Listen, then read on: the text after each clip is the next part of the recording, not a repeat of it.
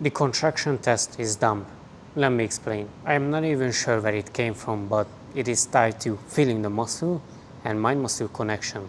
And while there is not much research about any of these, there is some merit to mind-muscle connection, but this contracting the muscle and that's where you are going to grow is just not right. Everybody can tense their biceps because it is in a peak contracted position anyway. Does that mean that it is going to grow?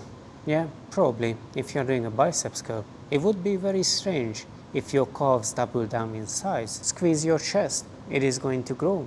I have a problem with that one. Get your arm down close to your side and pass this 90 degree here. Now try to squeeze your chest and make it burn. I don't think you can. You can have the best mind-muscle connection. It is not going to burn. Does it mean that it is not going to grow? Well, what if I told you that the chest is going to grow in a stretched position more, aka bench press, than in the short position? Yet, you can't make it burn just by standing and squeezing it, because it's impossible. But if you cross your arm, you're going to feel an intense contraction of your chest, because it is already contracted. I hope you see where I'm going with this one, and this was just the contraction test. Now let's talk about your feelings. People say things like, oh, I can't feel my quads, I can't feel my hamstrings, I can't feel my back, I can't feel my lats. And they don't even set up the exercise right, nor execute it in a way that allows them to feel the right muscle what they are trying to work. Not to mention, if you are somewhat a beginner training 1 to 2 years, then you don't have much to work with. You need to fix the first two things what I just listed, set up an execution, and then maybe you are going to feel the right thing over years. But what if an exercise is the hardest at the stretch position, just like a bench press?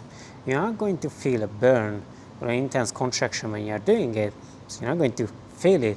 But as soon as you stop the exercise and you push it close to failure, you're going to feel it swell up and burn just from the sustained fatigue. Using heavy weight can overpower the feeling of a working muscle, only because demand for coordination is increased. If you have ever tried to bench press 40 kilogram dumbbells, then you know that one slip and you are dead. And your body knows this as well. And coordination means one thing. The stabilizer muscles are jumping in and taking some part of the exercise, so your body has to allocate motor unit control to them. So it's not just going to be your chest. It doesn't mean that your chest is not going to go to failure if you push the set really close to failure. And you will still swell up and burn when you put down the weight. Those who master the form and execution and got the experience, and I'm talking about an adaptation what you only get from repeating an exercise 10,000 times, those people will feel the muscle working even if it's in a lengthened or stretched position, and even if it's with heavy weight. Mind-muscle connection is something you can practice and develop, and it's quite easy, especially if you added some meat to your bones. And there are some people who can move their ears even though they don't even know how to start it,